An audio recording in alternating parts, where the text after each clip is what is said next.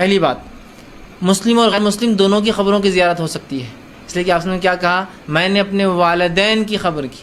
اب اس معاملے میں لوگوں کو بڑا وہ ہوتا ہے کہ کیا آپ صلی اللہ علیہ وسلم کے والدین بھی غیر مسلم تھے؟ تو یاد رکھیے یہ بات بڑی سخت ہے، لیکن ہاں اس کی حقیقت یہی ہے۔ ابو داؤد کی روایت ہے، آپ صلی اللہ علیہ وسلم کا ایک صحابی اور کہ اللہ کے رسول میرے والدین کہاں ہیں؟ تو کہا جہنم میں۔ وہ زار و خطار رونے لگے کہ میرے والدین جہنم میں۔ دیکھا نبی اکرم صلی اللہ علیہ وسلم بھی رو رہے، کہا اللہ کے رسول آپ کیوں رو رہے ہیں؟ تو کہا میرے بھی وہی ہیں۔ صحیح روایت ہے، میرے والدین کہاں ہیں؟ تو کہا جہنم میں۔ وہ زار و خطار رونے لگے کہ میرے والدین جہنم میں۔ دیکھا نبی اکرم صلی اللہ علیہ وسلم بھی رو رہے، کہا اللہ کے رسول آپ کیوں رو رہے ہیں؟ تو کہا میرے بھی وہی ہیں۔ گستاخ کو دیکھ لے، ایک گستاخ نے کہا آقا کے والدین ایمان والے نہیں، الیاذ باللہ۔ ہاں، مجھے مدینہ المنورہ میں اسی بنیاد پر گرفتار کیا گیا تھا۔ مدینہ المنورہ کے ایک جیل میں کہا گیا لکھو لکھو لکھ کر دو، سائن کرو، پھر تمہیں جیل سے آزاد کیا جائے گا۔ الیاذ باللہ کاغذ پر لکھا ہوا کیا تھا؟ سیدہ آمنہ کو الیاذ باللہ غیر مسلم لکھا ہوا تھا۔ میں نے کہا نہیں نہیں نہیں نہیں، میں نے کہا کیا کر لو گے؟ کہا پھانسی دیں گے۔ میں نے کہا ہم رقص کرتے ہوئے سولی چڑھ جائیں گے۔ اور کیا چاہیے؟ ہماری تو تمنا ہی یہی ہے، ہماری تو آرزو یہی ہے کہ بقی مل جائے، جنت البقی مل جائے، وہاں شہادت مل جائے۔ اور کیا چاہیے؟ اور کیا چاہیے؟ ہاں، میں نے کہا قتل طیبہ میں ہم کو کرو گے، رقص کرتے ہم سولی چڑھیں گے، اس سے بڑھ کے کیا اعزاز ہوگا کہ بقی میں سویا کریں گے۔ بقی میں سویا۔ میں نے کہا دلیل دو، میں نے کہا دلیل دو، دلیل دی، عقل کے اندھو نے دلیل دی۔ کہا دیکھو نبی کریم صلی اللہ علیہ وسلم مقام ابوا میں آئے، میرے آقا صلی اللہ علیہ وآلہ وسلم نے اللہ سے اجازت مانگی کہ اللہ مجھے اجازت دے اپنی ماں کی قبر پر جاؤں، تو اللہ نے اجازت دے دی۔ آقا نے دعائے مغفرت کی، دعائے مغفرت کرنا چاہی، اللہ نے منع کر دیا۔ کہا محبوب ماں کے لیے دعائے مغفرت نہ کرنا، تو یہ دلیل ہے چونکہ اللہ نے منع کیا۔ کہا حدیث صحیح ہے، میں نے کہا صحیح ہے۔ کہا اللہ نے منع کیا کہ نہیں؟ میں نے کہا منع کیا۔ کہا جب اللہ نے منع کیا کہ ماں کے لیے دعائے مغفرت نہ کرو، تب پتہ چلا دعائے مغفرت نہ کرنا اور دعائے مغفرت کی اجازت نہ دینا اس بات کی دلیل ہے وہ ایمان والی نہیں تھی۔ میں نے کہا ایمان والی نہیں تھی، نام کیا ہے؟ آمنہ ہے۔ ارے آمنہ تو ہوتی ہی ایمان والی ہے۔ آمنہ نام ہے اور ایمان والی نہیں ہے؟ ہاں، آمنہ نام ہے، آمنہ نام ہے۔ میں نے کہا بتاؤ۔ اب میں اس کی گرامیٹیکل ریزنز پر بات نہیں کرتا، میں نے کہا تم دلیل دیتے ہو کہ صحیح دلیل ہے، صحیح حدیث ہے کہ اللہ نے اجازت نہیں دی۔ میں نے کہا قرآن میں اللہ ارشاد فرماتا ہے لا تقم علی قبرہ، اللہ قرآن میں فرماتا ہے غیر مسلموں کی قبر پر جانا منع ہے، حرام ہے، ناجائز ہے۔ قرآن میں ہے نا؟ اب یہ اقتداء النص سے ثابت کروں گا، دیکھیے گا، آپ توجہ فرمائیے گا۔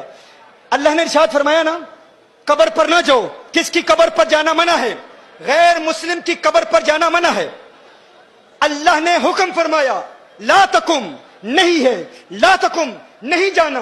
تو میں نے کہا اللہ نے منع فرمایا نا کہ غیر مسلم کی قبر پر نہ جاؤ، کیا تم مانتے ہو کہ اللہ نے جانے کی اجازت دے دی؟ اللہ نے جانے کی اجازت دے دی۔ تم سمجھتے ہو یہ تمہاری دلیل ہے، یہ تمہاری نہیں، یہ ہماری دلیل ہے۔ یہ کس کی دلیل ہے؟ یہ ہماری دلیل ہے۔ تم کیا کہا گیا کہ سیدتنا آمنہ رضی اللہ تعالی عنہا کے متعلق کہ اللہ جل وعلا نے نبی کریم صلی اللہ علیہ وسلم کو منع فرمایا کہ ان کے لیے دعائے مغفرت نہ کی جائے۔ تو میں نے کہا تھا کہ اقتداء النص سے یہ ثابت ہے کہ قرآن کریم کی یہی آیت یہ ہماری دلیل ہے، تمہاری دلیل نہیں ہے۔ ہماری دلیل کیسے ہے؟ اللہ نے ارشاد فرمایا کہ غیر مسلم کی قبر پر نہ جاؤ۔ یہ میں آپ کو یاد دلا رہا ہوں، مدینہ المنورہ میں گستاخوں سے جو میرا مناظرہ ہوا تھا اس میں ہم نے جواب کیا دیا تھا؟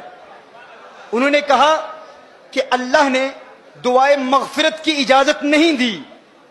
تو دعائے مغفرت کی اجازت اس لیے نہیں دی کہ الیاذ باللہ سیدہ مؤمنہ نہیں تھی۔ تو میں نے کہا کیا قبر پر جانے کی اجازت دی کہ نہیں؟ کہا دی۔ تو میں نے کہا قرآن کہتا ہے کافر کی قبر پر نہ جاؤ، تو قبر پر جانے کی اجازت دے دی، یہی اس بات کی دلیل ہے کہ وہ مومنہ ہے، یہی اس بات کی دلیل ہے وہ مومنہ ہے۔ کہا پھر دعائے مغفرت کی اجازت کیوں نہیں دی؟ یہ کیوں فرمایا کہ مغفرت کی دعا نہ کرو؟ تو اس کا جواب سماعت فرما لیں۔ مغفرت کی دعا کس کے لیے کی جاتی ہے؟ بخشے ہوں کے لیے بخشش کی دعائیں نہیں کی جاتی، بخشے ہوں کے لیے بخشش کی دعا نہیں کی جاتی. دیکھیے کبھی آپ کہتے ہو یا اللہ غوث اعظم کو بخش دے, کیا الیاذ باللہ کوئی ایسا کہتا ہے؟ یا اللہ خواجہ غریب نواز کو جنت عطا فرما, معاف کر دے. کوئی نہیں کہتا. ہر شخص کہتا ہے کہ وہ چونکہ بخشے ہوئے ہیں تو بخشے ہوں کے لیے بخشش کی دعا نہیں مانگی جاتی. کیا الیاذ باللہ کوئی کسی نبی کے لیے کہہ سکتا ہے اے اللہ عیسیٰ علیہ السلام کی مغفرت فرما, موسیٰ علیہ السلام کی مغفرت فرما؟ نہیں. قانون کیا ہے؟ بخشے ہوں کے لیے بخشش کی دعا نہیں کی جاتی. دیکھیے جب آپ نماز جنازہ پڑھتے ہیں, بالغ کے لیے کیا دعا پڑھتے ہیں؟ اللہم اغفر لحینا ومیتنا, دعائے مغفرت کرتے ہیں نا. لیکن نابالغ کے لیے کیا دعا ہے؟ اللہم اجعلہ لنا, کیا فرۃ واجعلہ لنا. فرض کیا ہوتا ہے؟ آپ کہتے ہیں میرے اللہ یہ جو بچہ مجھ سے پہلے چلا گیا ہے, یا اللہ یہ مجھ سے پہلے جائے اور میرے لیے شفاعت کا اہتمام کرے. کیا؟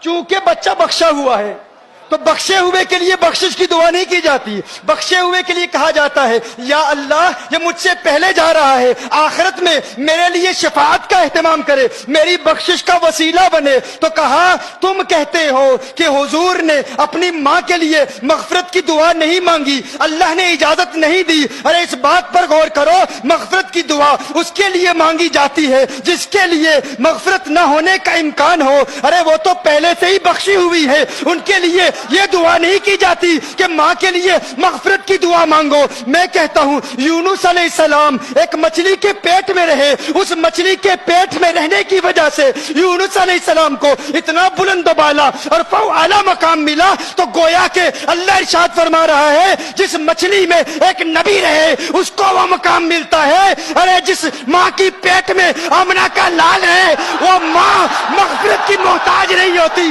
اس کے لیے مغفرت کی دعا نہیں مانگی جاتی, اس کے وسیلے سے امت کے لیے مغفرت کی دعائیں مانگی جاتی ہے.